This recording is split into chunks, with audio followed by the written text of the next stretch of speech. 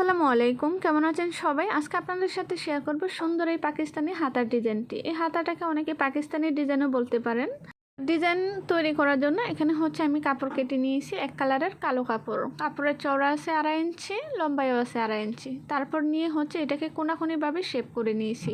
প্রথমে একটা বাস করেছি, তারপর আরও একটা বাস দিয়ে নিয়েছি। ভিডিওটা একটু মনোযোগ সহকারে দেখবেন, তাহলে বুঝতে পারবেন আমি কিভাবে বাসগুলো দিয়েছি।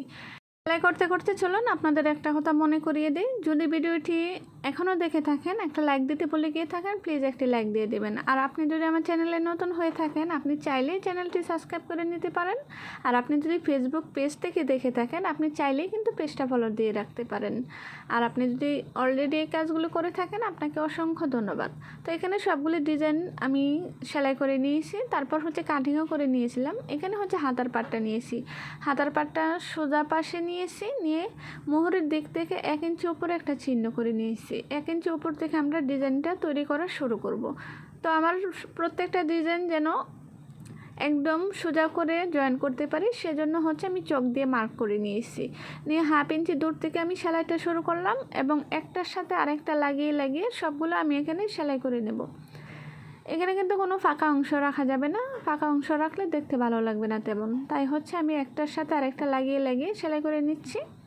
আর আমরা যেহেতু এখানে প্রথমে মার্ক করে নিয়েছিলাম চক দিয়ে, তাই ডিজাইনটা বাঁকা হওয়ার কোনো চান্সই নেই, একদম সোজা হবে। আপনারাও যদি সেলাইয়ের কাজে নতুন হয়ে থাকেন, প্রথম অবস্থায় কিন্তু এরকম চক দিয়ে মার্ক করে নিন, তাহলে একেবারে পারফেক্ট হবে। তো এখানে সবগুলো আমি জয়েন করে নিয়েছি। তারপর বাড়তি সুতাটাও কাটিং করে নিব। এখন আমরা নিচে যে 1 ইঞ্চি পরিমাণ কাপড় রেখেছিলাম, সেটাকে প্রথমে একটা বাস দিয়েছি, তারপর আরও একটা বাস দিয়ে যে এখন যে আমরা ডিজাইনগুলো সেলাই করে নিয়েছি এখানে, সেটার উপরে দিয়ে বাস করে তারপর সেলাইটা করে নিব। এভাবে সেলাই করলে হয় কি, যখন সম্পূর্ণ ডিজাইনটা তৈরি হয়ে যাবে, তখন এখানে কোনো কাঁচা অংশ থাকবে না, নিচ থেকে সুতা বেরিয়ে যাবে না। তো এখানে উপরে সেলাইটা করে নিয়েছি। এখন হাতার ডিজাইনগুলোকেও আমি সোজা করে নিচ্ছি। আর এই ডিজাইনগুলো কিন্তু হাতার সোজা পাশে জয়েন করেছিলাম, আমি প্রথমে বলতে ভুলে গিয়েছিলাম। তো তারপর উপরে চাপ সেলাই দিয়ে নিচ্ছি, একদম সাইড ঘেঁষে একটা চাপ সেলাই দিয়ে নিচ্ছি।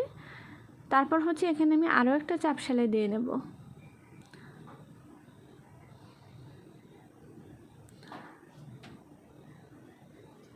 তো এখানে একদম প্রথমে যে চাপ সেলাইটা দিয়েছি সেটার সাথেই আমি আরও একটা চাপ সেলাই দিয়ে নিয়েছি, যেন ডিজাইনটা খুব বেশি ফিনিশিং হয়। আপনারাও এভাবে তৈরি করবেন, দেখবেন যে কোনো ডিজাইন অনেক বেশি ফিনিশিং এবং সুন্দর হবে।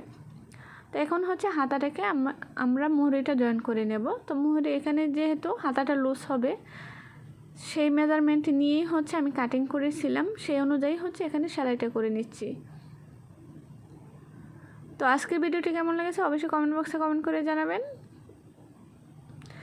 এই তো দেখতেই পেলেন, এখানে কিন্তু খুবই অল্প সময়ে সুন্দর একটি হাতার ডিজাইন তৈরি হয়ে গেল।